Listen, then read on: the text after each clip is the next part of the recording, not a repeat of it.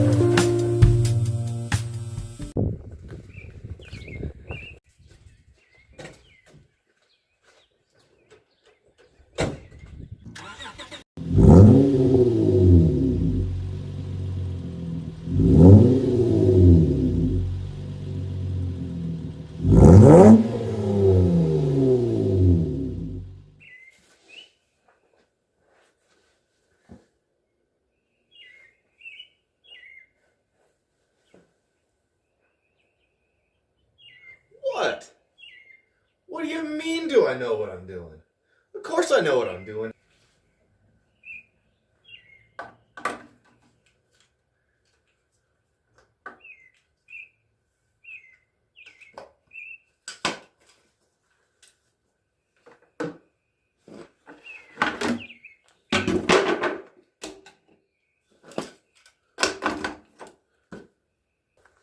What up, guys? Welcome to the chop shop.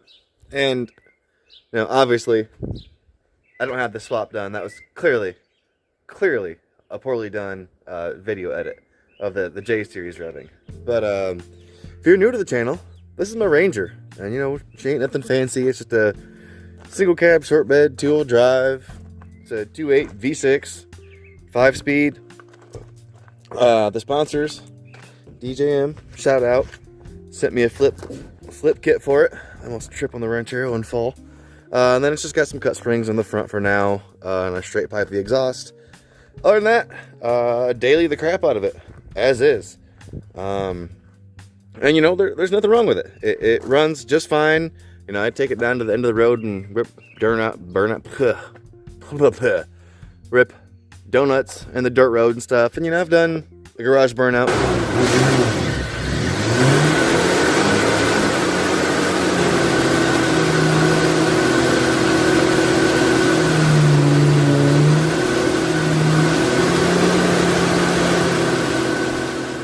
In it, but you know, it struggles to get to 80 miles an hour, and you know, it's boring. It has no balls.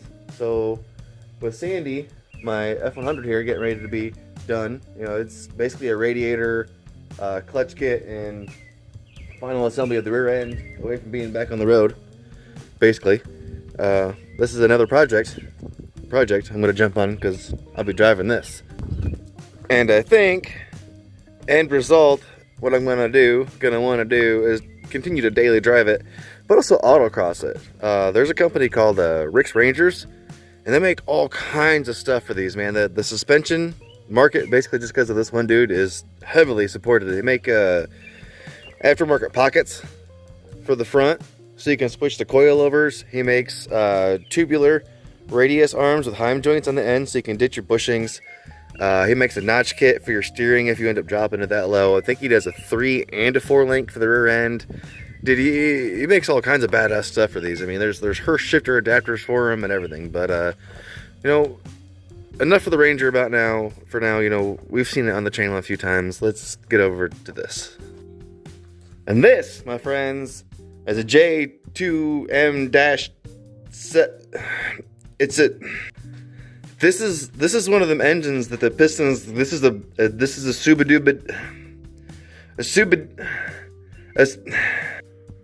where are the other 2 pistons? All right, so what this is actually is a Honda J series. It's a J35A1. Pretty sure I got that right. And it actually came out of my buddy's family's Honda Odyssey after an accident. It was running just fine. I hit him up one day, kind of talking about doing this, and he was like, "Hey, bud, guess what? I've got one of those." So I headed over there and picked it up. Long story short, there's a couple companies that make bell housing adapters to variant of GM transmissions, Turbo 350, 400, Power Glide, I believe, even the 4060. So that's going to be the route that will probably go. I also know, and feel free to leave all the comments and information. I'm not a Honda guy. I'm an old school, like, hot rod guy. I got a flathead, a 283, a 302, and I'm building old bikes, old rusty shit and stuff. That's what I'm normally dicking with. So if you've got links to, you know, adapters and wiring harnesses and stuff that people are doing to make shit like this work, let me know. I'm super unfamiliar with, like, I know they're using Nissan and I think BMW transmissions. They adapt to these, which I'm not opposed to. Just the GM I'm more familiar with, and it's probably cheaper as far as purchasing the transmission itself. But the only couple obstacles I think I'm going to genuinely have will be the adapting of the transmission. B, because this engine used to be front wheel drive, the coolant passages are kind of goofy, but there are a couple kits making adapters that run these bad boys around. And if you're seeing this is the biggest problem, is the intake system faces what will be backwards. So this is going to be hitting the firewall or directly into it. I know there are a variant of kits, aftermarket, for those. They're also adapting them to LS, upper intake plenums, which you could maybe potentially turn around backwards. I don't know. You could maybe potentially drill and tap this one and do it backwards. I don't know. I also know they are adapting either these and or the second gen of these, J35 A8. There's also an A4. I don't know if there's a 1 through 8 of these or not.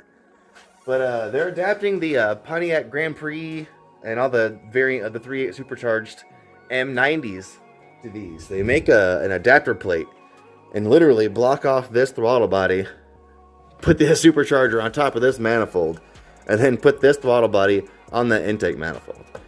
The LS ones appear to use these and a variant of these throttle bodies, or a Mustang throttle body. So I've done a little bit of research, and again, please feel free to leave all the comments you want, and don't be a dickbag about it. If you don't know how to represent yourself like a decent human being, don't leave a comment. Go fuck yourself. If you are willing to help and leave some comments and stuff, go right ahead. As far as fitment, the 2.8 is actually manifold to manifold. So like all the way over here, all the way out here is only 20 inches wide. The block itself, believe it or not, to the top of the heads is only 14 inches wide. And then from the bottom of the pulley to the top of the air cleaner is only 21 inches. Now I know I'm not getting the oil pan in that, but if you come over here, this side to side, I believe was only 22 inches. So it's only 2 inches wider, and that's basically your coils, which are going to be up high. I don't think they're going to be an issue. In fact, because the other engine is wide down low, and this one is wide up high. So I don't think it's going to be an issue. It's also, I believe, 21 inches. So only 1 inch taller from the bottom of the crank. And I measured to the top of the air cleaner on that. So, I mean, the top of that engine is probably, if you include the intake manifold and the carburetor, probably 6 inches shorter. So I don't think I'm going to have any problem fitting this bad boy in there. I thought the oil plan might be an issue, but I think because the engine's so short, it'll be okay. The Ranger is a rear sump. This is a front sump. What other issues have I thought about? I think that's it. For the moment. And again, you know, this is not something I'm jumping into right now. I am not a rich guy. In fact, I am so broke right now, like not even like funny broke. I've been doing just kind of stuff around. I had paint laying around, so I finally got rid of the scumminess down. What's the scumminess down here? And got some nice matte black going on. I've dug into a couple of my drawers and started cleaning everything else up in here. Again, I'm just super broke. Me and my wife are trying to get some stuff going. But again, please, if you know a guy who's done this, or you know this, a rear-wheel drive swapping one of these, please leave comments. Again, because this is what I'm normally used to. I dug this thing out of the ground, and I'm slowly chiseling this flathead apart that I'm persistent in saving. Sandy is my main bitch. I'm hoping to have her back on the road here in a couple months. At which point in time, I'm probably going to jump on the Ranger once I know Sandy's solid and drivable, and probably some Ranchero stuff. Also some bike stuff. I got all the bikes out of the garage and shit. So I got a little bit of room in here. And I cleaned a little bit. So if you're new to the channel, especially the Honda guys, that, you know, I think I got like 15 subscribers from one post on a Honda page. What's up? Sorry I'm not doing a whole bunch right now, but thank you for tuning in. And thank you guys. I'm at like, I'm over 600 subscribers right now, which is awesome. Thanks for swinging by. What's good? I'm out of here. Deuces.